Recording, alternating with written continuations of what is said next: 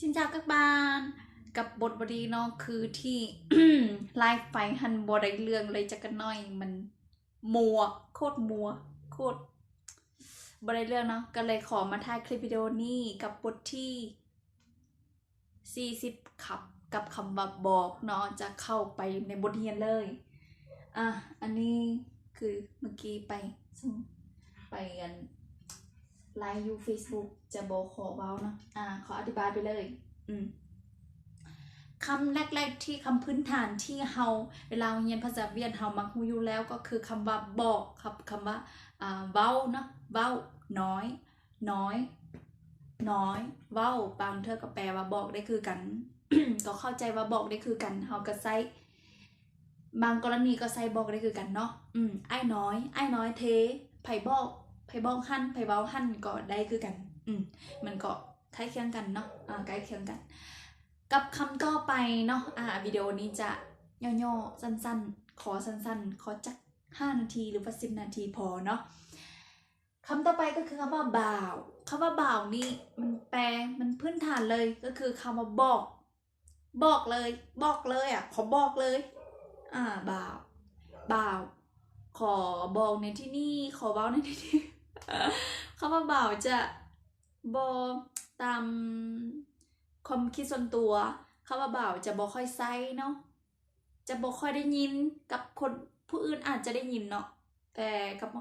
ส่วนตัวอันนี้จะบอกค่อยได้ไซหลายสำใดแล้วก็บอกค่อยได้ยินคนเวียดเว้าคำว่าบ่าวหลายปานใดเนาะแต่มันก็แปลว่าบอกไซมันบ่ได้แปลว่าบ่ไซได้มันไซแต่ว่าบ่ได้ไซขนาดนั้นบ่าวคงแงอายบ่าวเทไผบอกหั่นบอกบ่ฟังบอกบ่เชื่อ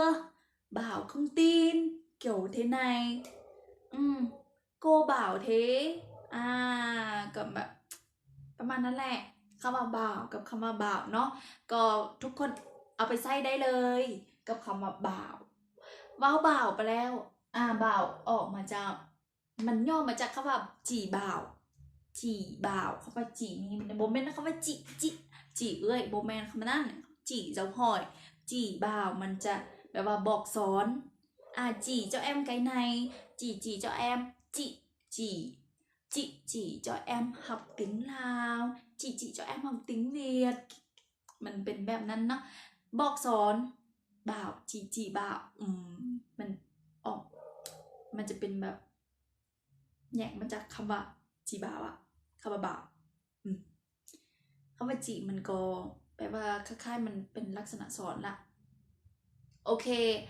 เว้ากับคำว่าบ่าวแล้วคำที่เฮานึกถึงก็คือคำว่าบ่าวในที่นี้จะแปลว่าแจ้งใช้ทั้งการใช้เพราะว่าจะเป็นทางราชการเฮ็ดเวียกเนาะใครที่เป็นพนักงานประจำเนาะหรือว่าพนักงาน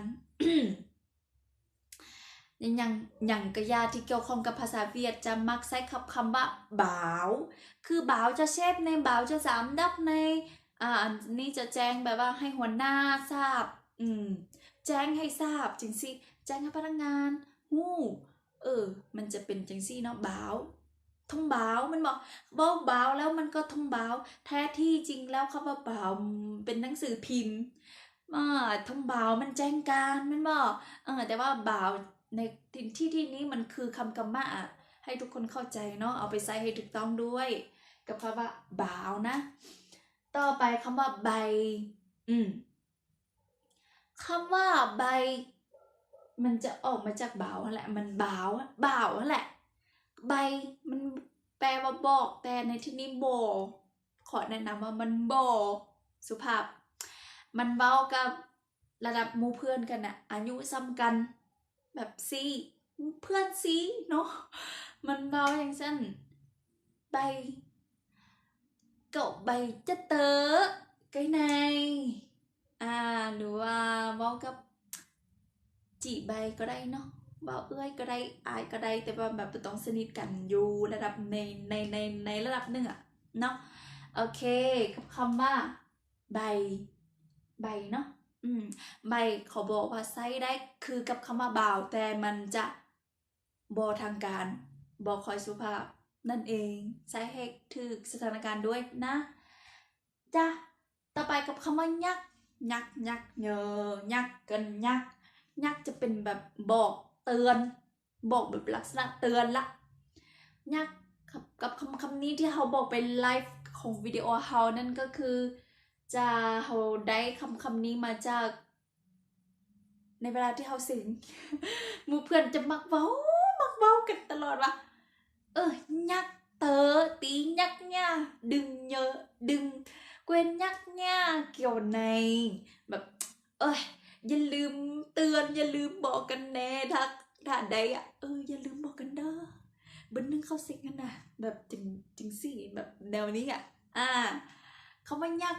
เนาะมันจะแยกมาจากคำว่าเกินยักแล้วก็ยักเหยอก็คือแบบเตือนให้จื้อติเตือนเตือนติเตือนกันคำมันแม่นติเตือนหรอกแบบบอกแบบว่าเตือนให้เราจำแบบสิ่งที่เราได้ทำพูดไปแล้วเนาะมันจะแบบอดีตความทรงจำนั่นเอง ยักเหยอยักเต๋อยักโตยักโกก็ได้เนาะยักแบบมันเป็นอีหยังที่เป็นจังซี่บางเธอเขาจะว่าคบกับภาษาไทยนึงก็อย่าถือกันเนาะเป็นคนมักมวนกับเป็นคนมีหลายภาษาพูดหลายภาษาคือสิแหละโอ้ยความทุกข์ของการพูดหลายภาษา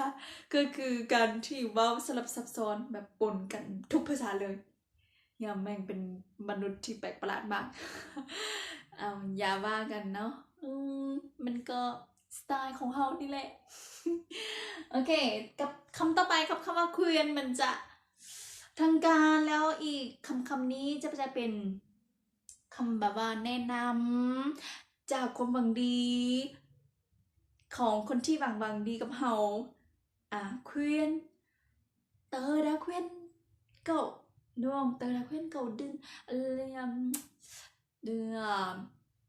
ดาติงเกี่ยวอย่าหายใจเฮาได้บอกไปแล้วว่าบ่ต้องหายใจบ่ต้องล้มหลายคนบอกมาแล้วแบบจริงสิเคลื่อนเลยเคลื่อนกว่าจ้าเลยเคลื่อนกว่าแม่ก็ได้คือกันเป็นคำที่แบบคำบอกคำสอนแบบจากพ่อจากแม่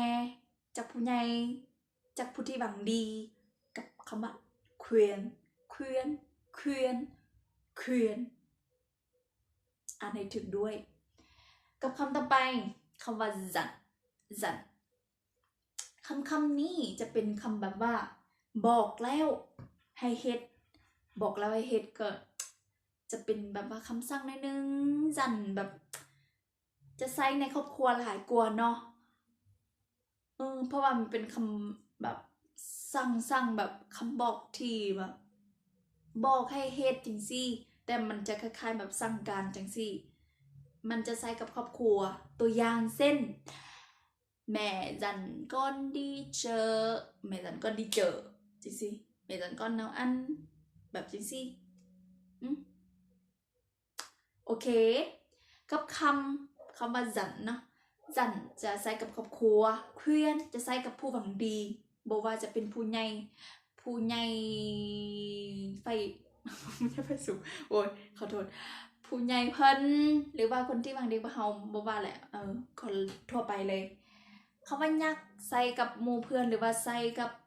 ไผก็ได้เนาะคำว่ายักษ์จะทางการแต่คำว่าใบขอบอกเลยว่าบ่ทางการแล้วก็บ่ค่อยสุภาพบ่ควรใส่กับผู้ใหญ่หรือว่าบ่ควรใส่กับผู้อาวุโสผู้ที่ในระดับต่างกับเฮาบ่าวมันเป็นคำที่ใช้ในทางราชการทางการแล้วก็มักใช้หลายสุดๆเลยกับคำว่าบ่าวนี่เอาไปใช้กันให้พอให้หนำใจ แล้วกับคำพื้นฐานที่สุดก็คือคำว่าบ่าวนั่นเองบ่าวแล้วอย่าลืมกับคำว่าน้อยสามารถแปลว่าบอกคือคำว่าบ่าวด้วยกันบางทีนะสำหรับตัวเฮาคำว่าน้อยยังเว้าหลายกว่าคำว่าบ่าวอีกได้น้อยบ่าวอีทเทิร์นน้อยมันอาจจะขึ้นกับการเลือกคำเว้ากันมักเลือกคำเว้าตีบอก ขนาดภาษาลาวเฮาแต่ละภาคหรือว่าแต่ละคนมันก็ต้องมีสำเนียงหรือว่าคำที่มักใช้กันเป็นลักษณะบุคลิกเฉพาะมันอาจจะเป็นแนวนั้นเนาะแต่สำหรับเฮาขอแชร์ประสบการณ์กับคำว่าบอกมาซ้ำนี้เนาะขอบใจที่ทุกคนเบิ่งจบคลิปวิดีโอนี้คลิปวิดีโอสั้นๆ10 นาทีก็หวังว่าคลิปวิดีโอนี้จะมีคุณประโยชน์เนาะถ้าบอกเข้าใจก็คอมเมนต์กันเข้ามาเลยถ้าเข้าใจก็ขอบใจนำ ก็ขอแสดงความยินดีเนาะมีอย่างที่อยากรู้เพิ่มเติมเกี่ยวกับบทนี้คอมเมนต์กันมาเลยแล้วค่อยมาตอบกับวิดีโอหน้าต่อไปอย่าลืม